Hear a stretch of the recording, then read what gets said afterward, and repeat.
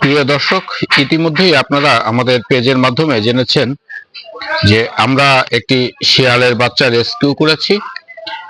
এখন সেই বাচ্চাটা কেমন আছে এটা আপনাদের আমরা দেখাচ্ছি। তার আগে বলে রাখি এই বাচ্চাটা আমরা কিভাবে রেস্কিউ করেছি। আমরা বাচ্চাটা মাটিভাঙ্গা এবং অতুলনগর এই দুই পার সংযোগ করেছে একটি ব্রিজ, সেটা হচ্ছে বলেশ্বর ব্রিজ। এই বলেশ্বর ব্রিজের মাটিভাঙ্গা পাড় থেকে অতুলনগর দিকে অতুলনগরের দিকে যাচ্ছিল শিয়ালটি সন্ধ্যার পর মুখে বাচ্চা নিয়ে। বাচ্চাটা প্রায় ৮-৯ দিন আগে নিয়ে যাচ্ছিল।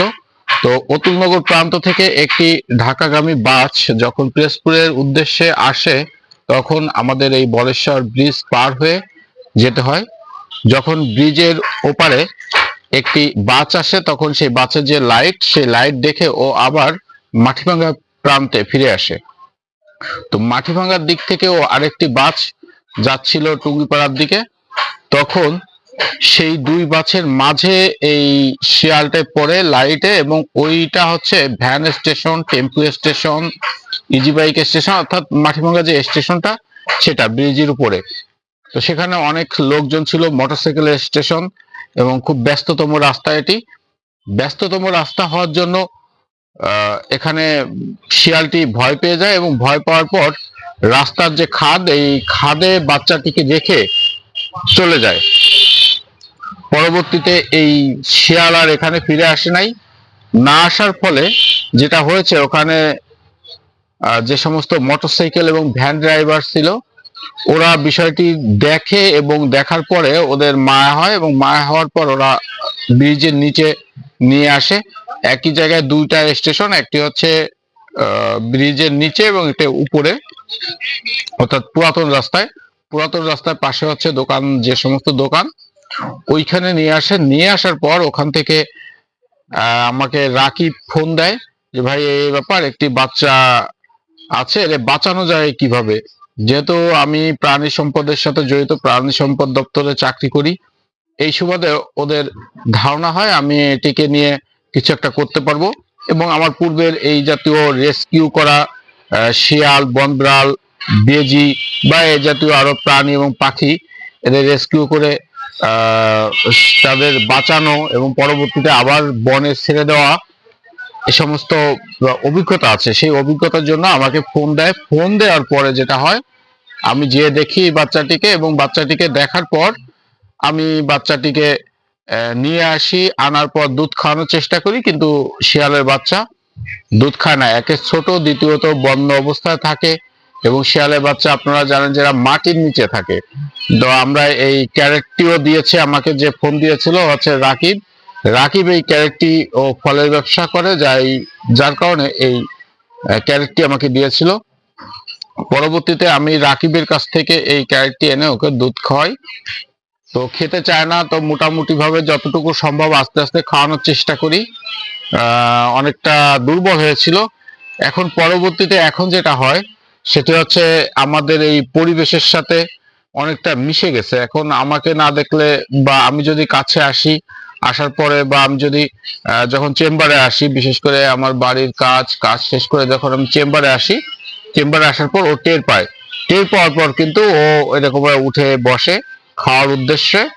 আর আমার সামনে একটি দোকান আছে, আমি দোকানটা আপনাদের একটু দেখাই। সেটি হচ্ছে রাকিবের দোকান। এটা হচ্ছে আমাদের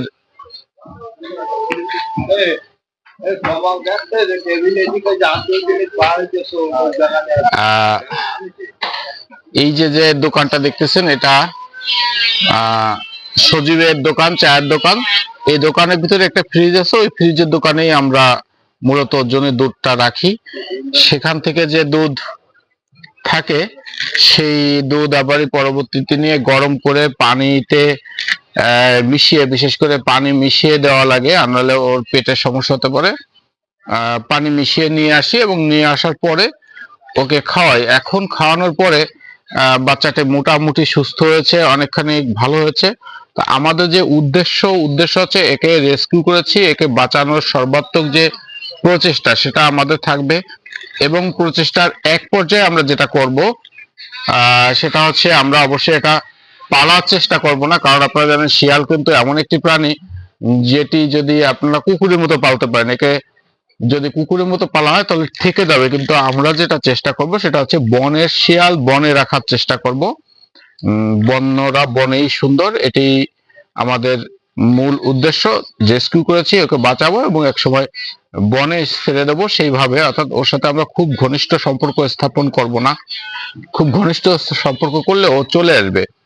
আর যদি একান্ত দেখি যে না বনে ও ফিট হবে না, তো সেই ক্ষেত্রে আমরা যেটা করব, আমরা ওর পাশের ছোট ছোট মুরগির বাচ্চা, হাঁসের বাচ্চা এগুলো রেখে পালন করব, যাতে ও ভবিষ্যতে মুরগি বা শিয়াল, মুরগি অথবা হাঁস এগুলো না ধরে। বিশেষ করে যখন হাতে পালা হচ্ছে তখন দেখা যাবে কি যে ও চলে আসবে, ও লোকালয়ে চলে আসবে। লোকালয়ে যদি মুরগি ধরতে আসে, সবাই কিন্তু একরকম না, ওকে মেরে ফেলবে। এমনি বন্যপ্রাণী অনেকটা কমে গেছে আমাদের অঞ্চলে। একসময় প্রচুর শিয়াল দেখা যেত, সেই শিয়াল কমে গেছে। কমে যাওয়ার পরবর্তীতে এখন আবার কিছু শিয়াল দেখা যাচ্ছে।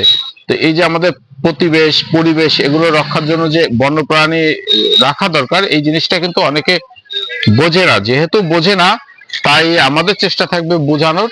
সেই পরিপ্রেক্ষিতে আমরা এটা রাখার চেষ্টা করব এমন ভাবে যে ও তার বন্য পরিবেশে বেঁচে থাকতে পারে। আর যদি একান্ত দেখি যে বন্য পরিবেশে বাঁচতে পারবে না, কারণ আমাদের অঞ্চল থেকে বন একেবারে উজাড় হয়ে গেছে, তো দুই একটা ছোটখাটো পরিত্যক্ত যে ভিটা আছে সেখানে এরা থাকে। তো যদি না হয় তাহলে আমরা ওই অন্যান্য পাখি সাথে পালবো, যাতে সেগুলোর প্রতি শিকারে অনাগ্রহী হয়।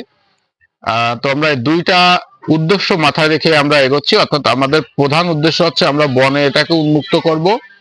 আর যদি বনে উন্মুক্ত করা না যায় তাহলে আমরা পালবো সেটাকে, এমন ধরনের খাদ্যাভ্যাসের ভিতর নিয়ে আসবো যেটা আবার সরাসরি গৃহস্থ বাড়ি থেকে কোনো প্রকার প্রাণী ধরে না খায়। এই জিনিসটাই আমাদের মাথায় রেখে আমরা কাজ করছি। যা হোক, ভিডিও বেশ খানিক বড় হয়ে গেছে।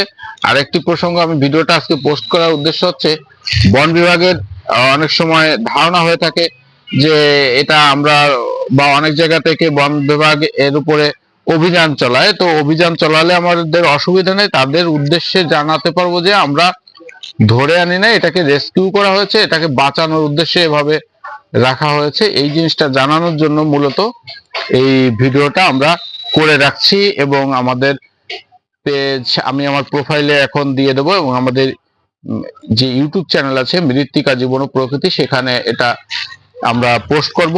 আপনারা অবশ্যই এটাকে শেয়ার করবেন, আর এর যত আপডেট হয় সেগুলো আমরা দেওয়ার চেষ্টা করব। কেমন সুস্থ আছে না সমস্যা আছে এটা দেওয়ার চেষ্টা করব। আর আমরা যখন বনে উন্মুক্ত করব তার আগে অবশ্যই জলাতঙ্ক ভ্যাকসিন দিয়ে আমরা উন্মুক্ত করব। এখন এই বয়সে একে ভ্যাকসিন দেওয়া যাচ্ছে না। তো বন্ধুরা, সবাই ভালো থাকুন।